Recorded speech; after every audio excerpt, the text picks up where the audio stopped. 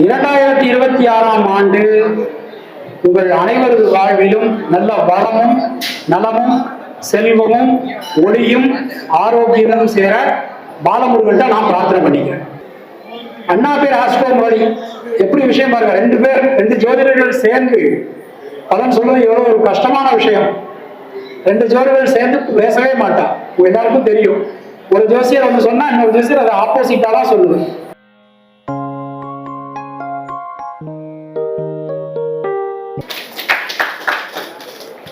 மீனராசி யாரெல்லாம் மீனராசி இருக்கீங்க தெரிஞ்சுக்கலாமா? பரவாயில்ல, நிறையவே கை தூக்குறேன். உங்களால உங்களுக்கு எந்த பிரயோஜனமும் கிடையாது. மெரினா பீச்சில் செலவிக்கிறதா இருந்தா முதல்ல மீனராசிக்கு தான் வைக்கணும். ஏன்னா 24 மணி நேரமும் மற்றவாளை பத்தியே நினைச்சிட்டு இருக்கு. அவன் என்ன சொல்லுவானோ, இவன் என்ன சொல்லுவானோ, நம்ம என்னத்தையா தப்பு பண்றோம்னா இவன் என்ன சொல்லுவானோ, அவன் என்ன இப்படியே நினைச்சு வாழ்நாள் ஃபுல்லா அவன் நல்லா இருக்கணும், அவனுக்கு இதை பண்ணணும், இவன் நல்லா இருக்கணும், இவருக்கு நல்லா பண்ணணும், எல்லாத்தையும் பண்ணிட்டு கடைசியில் கெட்ட பேர் வாங்குறது மீனராசி தான். அப்போ இந்த வருஷம் என்னன்னா ஜென்ம சனி ஸ்டார்ட் ஆகுது. ரொம்ப கவனமா இருக்க வேண்டிய ஒரு ராசியில மீனராசி இருக்கு. தயவு செய்து ஹெல்த்ல கான்சென்ட்ரேட் பண்ணுங்க. அதாவது சனி பகவானை பொறுத்தவரை ஜீவாதார பிரச்சனைகள்ல கை வைக்க மாட்டார். கல்வி, வேலை வாய்ப்பு, திருமணம், குழந்தை பாக்கியம், வீடு, மண்மனை யோகம் இதெல்லாம் கை வைக்க மாட்டார். அவர் மெயினா ஹெல்த்ல கை வைக்கும். அதனால ஹெல்த்ல கொஞ்சம் தயவு செய்து கவனமா இருங்க. உங்க உடம்புக்கு எது ஆகாதோ அதை சாப்பிடாதீங்க, செய்யாதீங்க. முடிஞ்ச வரைக்கும் ஹெல்த்ல தயவு செய்து ரொம்ப கான்சன்ட்ரேட் பண்ணுங்க. அது மாதிரி நியூ இன்வெஸ்ட்மெண்ட் பண்ணும்போது ரொம்ப கவனமா பண்ணணும். வேலைக்கு போகும்போதெல்லாம் உங்க பொருட்களை கவனமா பாருங்க. நிறைய பொருட்கள் தொலைந்து போவதற்கான வாய்ப்புகள் இந்த வருஷம் நிறைய இருக்கு. ஸோ அதெல்லாம் கொஞ்சம் கவனமா இருந்துக்கும். மீனராசி பொதுவாக மீனராசிக்கு ஜென்ம சனி வரும். ஒரு ஆர்கே சொன்ன மாதிரி கொஞ்சம் ஹெல்த் ஆங்கிளில் எல்லாத்துலேயுமே கொஞ்சம் கேர்ஃபுல்லாக இருக்கணும். ஃபினான்ஷியலி பார்த்தீங்கன்னா கொஞ்சம் கடன்லாம் வாங்குற மாதிரி இருக்கும். கடன்காரங்க தொந்தரவு இருக்கும். அதெல்லாம் நீங்கள் உங்களுடைய கெப்பாசிட்டி தகுந்த மாதிரி பண்ணணும். இந்த ஜென்ம சனிக்கு ஒரு பரிகாரம் இருக்கு. பொதுவாக சனி பரிகாரம் உங்கள்கிட்ட ஏற்கனவே சொல்லியிருக்கேன். ஹெல்பிங் அதர்ஸ், பிஸியாக இருக்கணும், பொய் சொல்லக்கூடாது, வம்பு தும்புக்கு போகக்கூடாதுங்கிறது சொல்லியிருக்கேன். இதை தவிர ஒரு பரிகாரம் சொல்கிறேன்.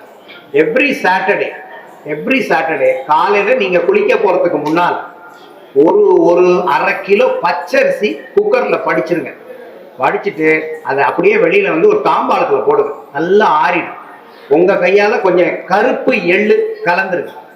எள் கலந்த பச்சரிசி சாதம் சனிக்கிழமை பசுமாட்டுக்கு வைங்க. நல்ல ரிலீஃப் தெரியும். இது வந்து ரொம்ப சூட்சம பரிகாரம். நான் வந்து நிறைய பரிகாரம் சம்பந்தமான புக்ஸ் படிச்சிருக்கேன். இது ரொம்ப சூட்சம பரிகாரம். நான் கும்பராசினால கடந்த 8-9 வருஷமா இதான் பண்ணிட்டு இருக்கேன். சனிக்கிழமை எள் கலந்த பச்சரிசி சாதம் வைக்கணும். அதுக்குன்னு தனியா எள்ளு வாங்கி வச்சுங்க. இது வந்து எப்படின்னா காலையில நீங்க குளிக்க போறதுக்கு முன்னால எல்லாம் பண்ணிடணும். மாடு எப்ப வேணாலும் வரலாம். குளிக்க போறதுக்கு முன்னால நீங்க பண்ணீங்கன்னா நல்ல எஃபெக்டிவ், வெரி எஃபெக்டிவ். செஞ்சு பாருங்க. இந்த சனிக்கிழமையில இருந்து 7.5 சனி, அஷ்டம சனி, ஜென்ம சனி எதுவாக இருந்தாலும் இதை பண்ணுங்க. எள் கலந்த பச்சரிசி சாதம் பசுமாட்டுக்கு வைக்கணும். அந்த பசுமாடு கூட கலர் சொல்லியிருக்கான். கருப்பு கலர் பசுமாட்டுக்கு வைக்கணும்னு சொல்லியிருக்கான். இப்போ கருப்பு கலர் ரொம்ப ரேருன்னா பரவாயில்ல, ஏதோ ஒரு பசுமாட்டுக்கு வைங்க, நல்லது.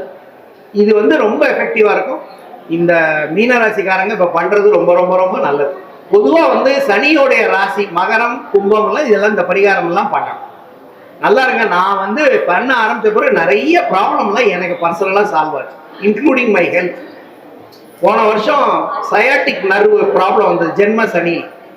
இதெல்லாம் பண்ணி எனக்கு இவர் தான் கூட்டிகிட்டு போனார். பாப்பநாசத்துக்கு மேலே சொரிமுத்து ஐயனார் அங்கே போனோம். ஒரே ஒரு 200 ரூபாய்க்கு செருப்பு வாங்கி டொனேட் பண்ணேன் அவருக்கு. கோயிலில் செருப்பு கொடுக்குறாங்க அந்த கோயிலில். எல்லாம் சரியா போச்சு. நடக்கவே முடியாது, வாஜ்பாய் மாதிரி நடந்தேன், நடக்கவே முடியல. அதனால எதுக்கு சொல்ல வர, இதெல்லாம் நடக்கும். இந்த பரிகாரம் பண்ணும் பொழுது உங்களுக்கு வழி தெரியும். இந்த பரிகாரம் பண்ணும் பொழுது உங்களுக்கு யாரோ ஏதாவது சொல்லுவாங்க, அது வழி தெரியும். தெய்வம்லாம் வரவே வராதுங்க. உங்களுக்கு யாராவது ஒருத்தர் போற போக்கில் சொல்லிட்டு போங்க. போற போக்கில் இதை பண்ணி சரியா போயிடும் சொல்லிட்டு போங்க, அதான் நடக்கும். அதனால இதை பண்ணுங்க, வேற ஒன்றும் வேண்டாம். Nothing to worry. பயப்படவே பயப்படாங்க. கொஞ்சம் கேர்ஃபுல்லா இருங்க. பொதுவாகவே ரிஸ்க் எடுக்கிறோம் நான் காலையில் சுவிட்ச் போட்டால் கீசர் சுவிட்ச் போட்டாலே ரிஸ்க் தான், ரோட்டை கிராஸ் பண்ணாலே ரிஸ்க் தான். இன்னைக்கு ரிஸ்க் ஜோனில் தான் நம்ம வாழ்ந்துக்கிட்டு இருக்கோம். கேர்ஃபுல்லாக இருக்கும், ஜாக்கிரதையாக இருங்க, அவ்வளோதான். That's all. Thank you. Wish you very happy new year.